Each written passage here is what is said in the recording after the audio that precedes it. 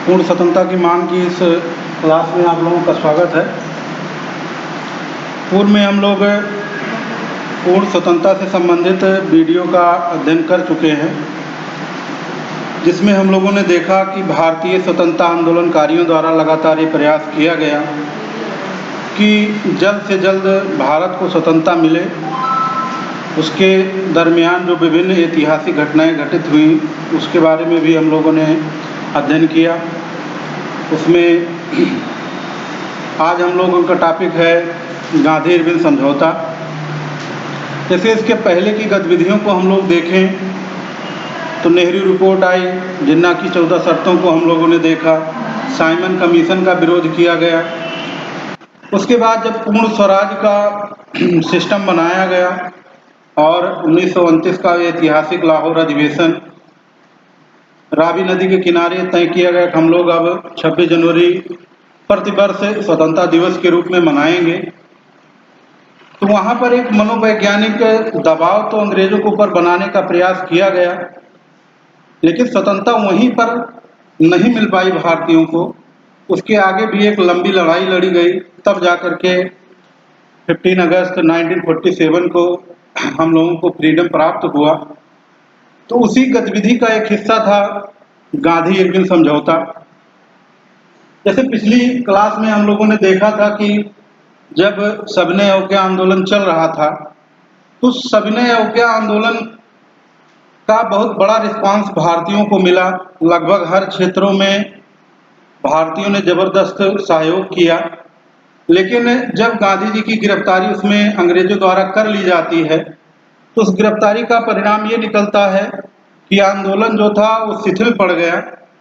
और बाद में हम लोग देखते हैं गांधी जी को जब रिहा किया गया था, रिहा करने के पीछे भी इरविन का बहुत बड़ा लॉजिक था, क्योंकि तत्कालीन समय तक भारतीय परिवेश की परिस्थितियां ऐसी बदल गई थी। अगर और गहराई में हम लोग देखें तो जो अपने यहाँ गर्म दल के नेताओं का सिस्टम था या ये क्रांतिकारी दल जो था वह कुछ समय के लिए काफी हावी हो गया था, जिसमें हम लोग काकोरी कांड, लाहौर कांड, अलीपुर बम कांड या तमाम इस प्रकार की घटनाओं को देखते हैं।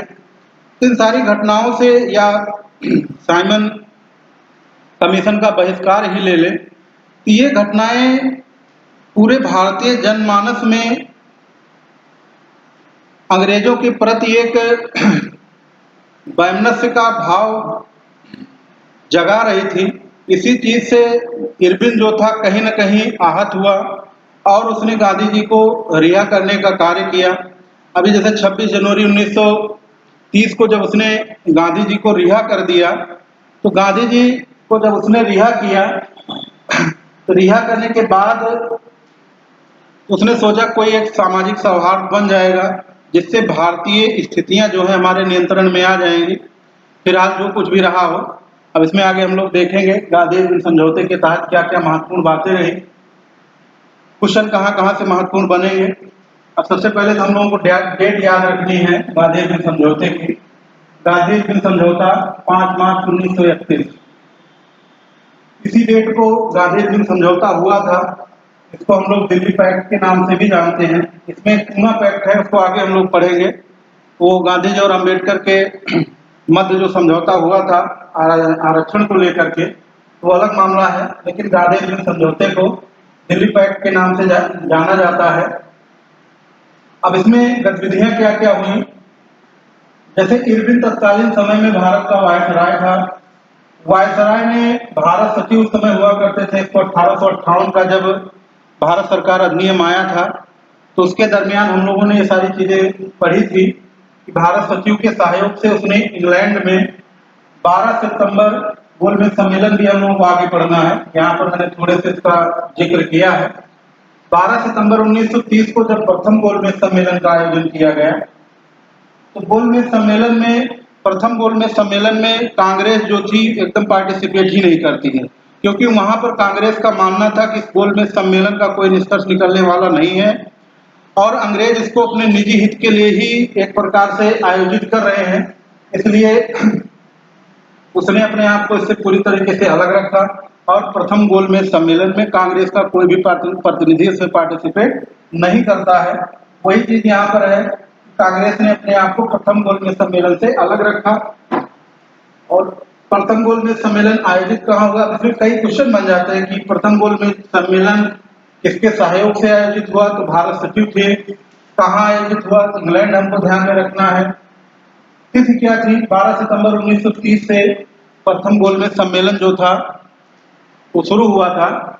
कांग्रेस इसमें पार्टिसिपेट नहीं करती है, जबकि दूसरे गोलमेज सम्मेलन को हम लोग देखेंगे तो उसमें कांग्रेस की तरफ से एकमात्र प्रतिनिधि गांधी जी पार्टिसिपेट करते हैं, लेकिन अंततोगत्वा उसमें भी किसी प्रकार की सहमति नहीं बन पाती है।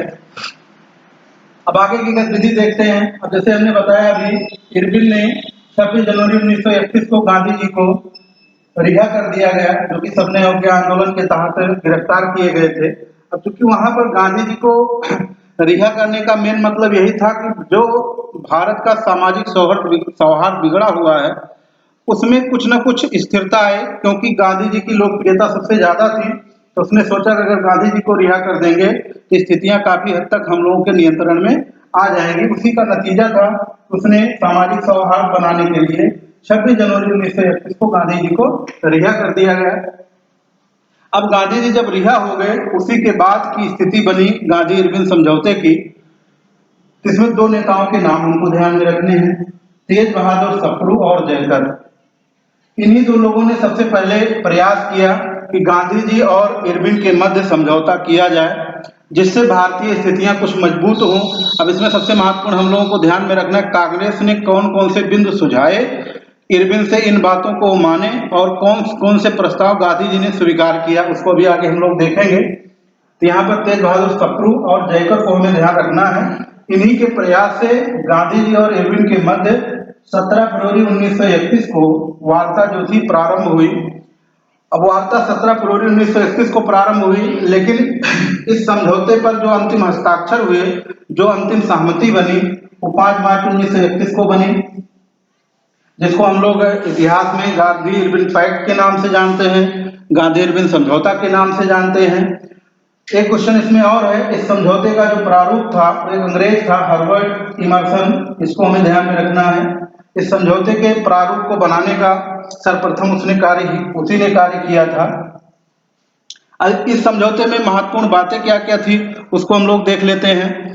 अब जैसे गांधी जी ने कांग्रेस के सुझाए हुए प्रस्तावों को सबसे पहले जाना, उन प्रस्तावों में क्या क्या बातें थी, जैसे कांग्रेस व उसके कार्यकर्ताओं की जब्त संपत्ति जो है वो वापस कर दी जाए। अब उसमें सबसे पहला प्रस्ताव यही था कि कांग्रेस और उसके कार्यकर्ताओं की जो भी संपत्ति अंग्रेजों द्वारा जब्त की गई है उसको वापस कर दिया जाए।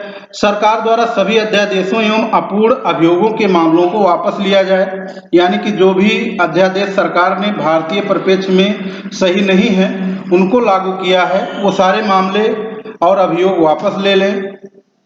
अगला बिंदु था, हिंसात्मक कार्यों में लिप्त अभियुक्तों के अतिरिक्त सभी राजनीतिक कैदियों को मुक्त किया जाए।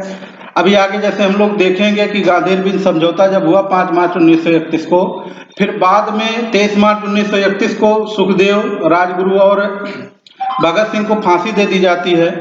इस घटना का प्रभाव यह था कि जो भारत में युवा कांग्रेसी थे, चूंकि वो क्रांतिकारी थे, तो युवाओं का ज्यादा रुझान उन क्रांतिकारियों के प्रति था, तो वहां पर गांधी जी की आलोचना भी की जाती है कि उन्होंने उस तरफ ध्यान नहीं दिया। तो खैर वो तो ऐतिहासिक बातें हैं अपने अपने स्थान पर। अगली बात थी फिर, हिंसात्मक कार्यों में लिप्त अभियुक्तों के अतिरिक्त सभी राजनीतिक कैदियों को मुक्त किया जाए। तो कहने का तात्पर्य यह था कि जैसे जो भी हिंसा में लिप्त क्रांतिकारी हों उनको छोड़ करके बाकी जो भी क्रांतिकारी हों जिनका उससे कोई लेना देना नहीं है उन सबको छोड़ दिया जाए। अफीम, शराब एवं विदेशी वस्त्रों की जो दुकानें हैं उन पे शांतिपूर्वक धरना हर कोई कर सकता है, इसकी अनुमति प्रदान की जाए। और उसके अलावा लास्ट में उन्होंने कहा या मांग की कि समुद्र के किनारे बसने वाले लोगों को नमक बनाने और उसे एकत्रित करने की छूट प्रदान की जाए। तो ये कुछ महत्वपूर्ण बिंदु थे जो कांग्रेस की तरफ से गांधी इरविन समझौते के लिए प्रस्ताव के रूप में लाए गए थे। लेकिन अब इसमें भी कुछ समझौतों की गांधी जी ने स्पेशल मांग की, जैसे जो सबने अवज्ञा आंदोलन स्थगित कर दिया जाएगा। उसके अलावा द्वितीय गोलमेज सम्मेलन में कांग्रेस के प्रतिनिधि जो होंगे वो भाग लेंगे। पुलिस की जातियों के खिलाफ निष्पक्ष न्यायिक जांच की मांग जो होगी उसको वापस ले लिया जाएगा। नमक कानून उन्मूलन की मांग एवं बहिष्कार की मांग को वापस ले लिया जाएगा। इन बिंदुओं पर स्पेशली गांधी जी ने इरविन का ध्यान आकृष्ट कराया। तो इन्हीं सब बातों को लेकर के अब गांधी और इरविन समझौता जो था वो संपन्न हुआ। अब इसमें जब गांधी इरविन समझौता संपन्न हुआ तो कुछ महत्वपूर्ण व्यक्तियों के कुछ वक्तव्य भी हैं। जैसे नेहरू एवं सुभाष चंद्र बोस ने, जवाहरलाल नेहरू हैं ये, उन्होंने इस की मृदु आलोचना की। कहने का मतलब बहुत खुलकर नहीं, लेकिन पूर्ण रूप से वो संतुष्ट भी नहीं थे। तो वही चीज है, नेहरू और सुभाष चंद्र बोस ने गांधी इरविन समझौते की मृदु आलोचना की कि ये मुंशी हैं, इनका वक्तव्य बहुत महत्वपूर्ण है। इन्होंने समझौते को युग परिवर्तक घटना के रूप में संबोधित किया है, गांधी इरविन समझौते को, जिसको हम लोग दिल्ली पैक्ट के नाम से जानते हैं। अब इसके दूसरे पहलू में हम लोग जाते हैं। अब युवा कांग्रेसियों की बात करें। युवा कांग्रेसी जो थे वो इस समझौते से एकदम संतुष्ट नहीं थे। कारण उसमें यही 23 मार्च 1931 वाली घटना थी कि ये जो 3 युवा क्रांतिकारी थे जिनकी लोकप्रियता बहुत थी, भगत सिंह हुए, राजगुरु और सुखदेव, इनकी रिहाई के बारे में गांधी इरविन समझौते में किसी भी प्रकार की कोई बात नहीं की गई थी। इसी कारण से ये लोग असंतुष्ट थे। अच्छा, कांग्रेस जो थी वो भी इस समझौते को स्वीकार नहीं कर रही थी और काफी लंबी वार्ता के बाद, जैसे यहाँ पर हमने नोट किया, बड़ी कठिनाई से कांग्रेस ने इस समझौते को स्वीकार किया। तो प्रारंभ में वो भी इस समझौते को मानने को तैयार नहीं थे, लेकिन अंततः उसको स्वीकार करते हैं। ठीक इस घटना के बाद, कहने का मतलब गांधी इरविन समझौते के बाद कांग्रेस का कराची अधिवेशन होता है। ये बहुत महत्वपूर्ण है, यहाँ से कई क्वेश्चन बनते हैं। इस अधिवेशन की अध्यक्षता जो की थी सरदार वल्लभ भाई पटेल ने की थी। इसी में सर्वप्रथम युवाओं ने गांधी जी को काले झंडे दिखाए। अब काले झंडे यहाँ पर दिखाने का मतलब यही था कि वो लोग अपना विरोध दर्ज करवा रहे थे कि जो आपने समझौता किया है उस समझौते में आपने इन क्रांतिकारियों की बातों को क्यों नहीं उठाया। इसी कारण उन्होंने गांधी जी को काले झंडे दिखाए। और इसी में जो कराची अधिवेशन हुआ था कांग्रेस का, इसी में गांधी इरविन पैक्ट के साथ साथ मौलिक अधिकार और मौलिक कर्तव्य नामक शीर्षक प्रस्ताव भी स्वीकार किया गया या पारित किया गया। इसका महत्व यहाँ पर इसलिए ज्यादा है कि जो मौलिक अधिकार और कर्तव्य यहाँ पर सुझाए गए थे 1931 के कराची अधिवेशन में, बाद में जब हमारे देश का संविधान बनता है तो इन मौलिक अधिकारों एवं कर्तव्यों का समावेश हम लोग भारतीय संविधान में पाते हैं। और उसके बाद लास्ट में गांधी जी का एक कोटेशन है। इसी कराची अधिवेशन में गांधी जी ने कहा था कि गांधी मर सकते हैं लेकिन गांधीवाद नहीं।